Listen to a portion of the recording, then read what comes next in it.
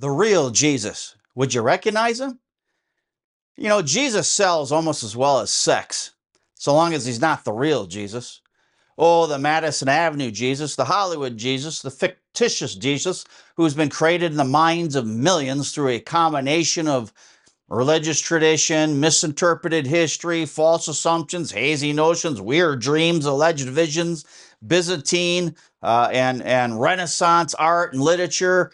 That Jesus is a hot commodity, so long as the fake Jesus is a long-haired hippie freak or a girly man whose quiet whisperings made the birds hush their singing.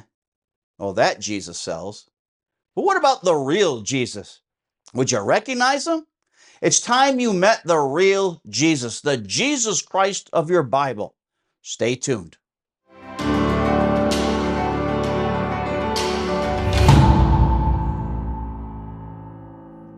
It's time you knew the Jesus who suffered through and overcame the entire panorama of all human temptations, passions, and emotions which are common to us all.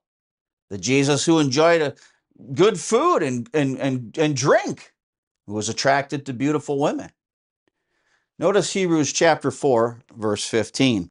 For we do not have a high priest who cannot sympathize with our weaknesses, but was in all points tempted as we are, yet without sin. That's the real Jesus.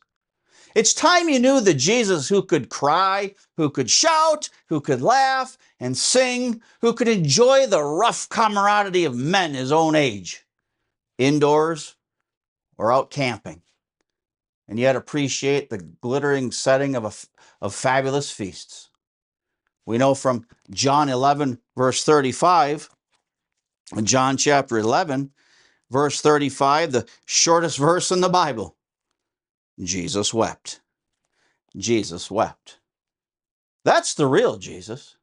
And it's time you realize that Jesus, he was a Jew, that he looked like any common average Jew of his day, that he was so nondescript, he was frequently overlooked in the crowds. He just blended in, even among people who were seeking to put him to death. Notice Matthew chapter 26. Matthew chapter 26. And we're going to read here Matthew 26, verses 47 and 49.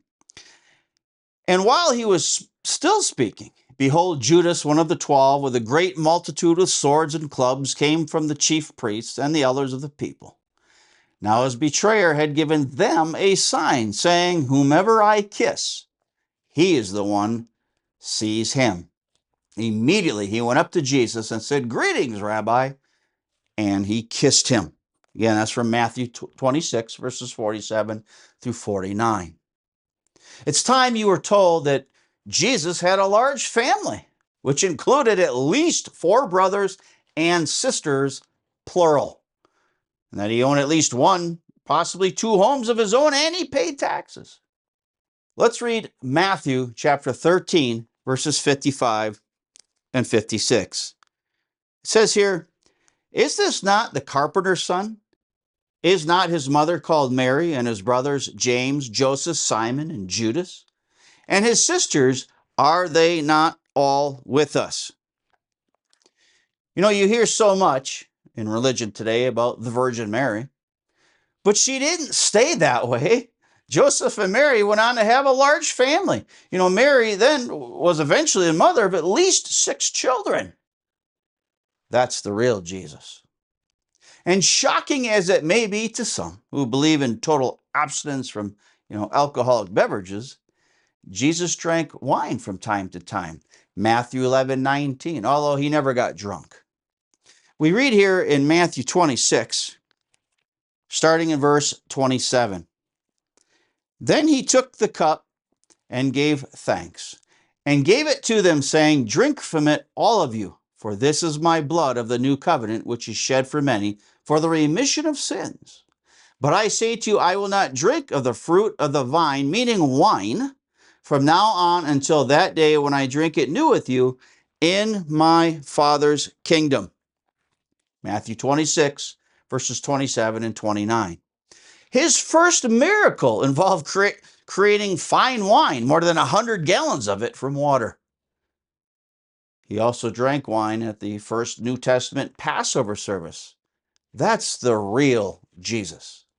It's time you heard that Jesus did not come to save the whole world some 2,000 years ago. That he has not been trying to save it since, and he is not trying to save it today. It's time you heard that he did not die of a broken heart. It's time you heard that he was not crucified on Good Friday, that he was not resurrected on Easter Sunday morning, and he was not born anywhere near December 25th, and that much of what he taught lies abandoned in the dust of history.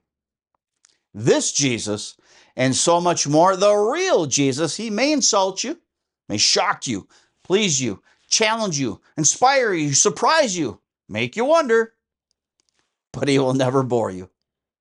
If you have any questions, please feel free to write us. You can visit us on Facebook and YouTube. Thanks for watching.